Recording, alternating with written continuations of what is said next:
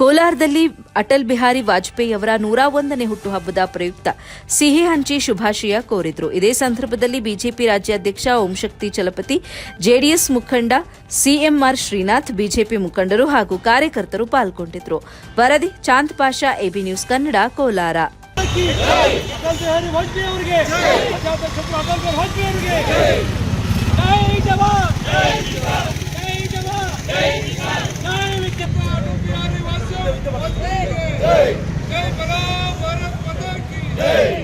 भारत माता के आजाद अटल बिहारी वाजपेयी आजाद अटल बिहारी वाजपेयी ವಿಶ್ವ ಭೂಪಟದಲ್ಲಿ ಭಾರತ ದೇಶ ಯಾವತ್ತೂ ಇನ್ನೊಬ್ಬರನ್ನ ಅವಲಂಬಿಸಿಲ್ಲ. ಭಾರತ ದೇಶ ಇನ್ನೊಬ್ಬರಿಗೆ ಕಷ್ಟ ಕೊಡಕ್ಕೆ ಹೋಗಲ್ಲ. ನಮ್ಗೆ ತೊಂದರೆ ಕೊಟ್ಟರೆ ನಾವು ಅದ್ರ ವಿರುದ್ಧ ಕೆಟ್ಟಿದ್ದು ನಿಲ್ತೀವಿ ಅನ್ನೋದು ಏನು ಪ್ರೋಗ್ರಾಮ್ ಅದು ಬ್ಲಾಸ್ಟ್ ಮಾಡೋ ಪರೀಕ್ಷೆ ಮಾಡೋ ಮುಖಾಂತರ ಇಡೀ ಪ್ರಪಂಚಕ್ಕೆ ತೋರಿಸ್ಕೊಂಡಂಥ ಮಹಾನ್ ನಾಯಕ ಯಾರಾದರೂ ಇದ್ದರೆ ಅಜಾತಶತ್ರು ನಮ್ಮ ವಾಜಪೇಯಿ ಅವರು. ಅವತ್ತು ಆ ದಿನಗಳಲ್ಲಿ ಕಾಂಗ್ರೆಸ್ ಸರ್ಕಾರ ಇದ್ದಾಗ ಏನೇ ಮಾಡಿದ್ರೇನು ದೊಡ್ಡಣ್ಣ ಅಮೆರಿಕಾಗೆ ಹೇಳಬೇಕಾಯಿತು.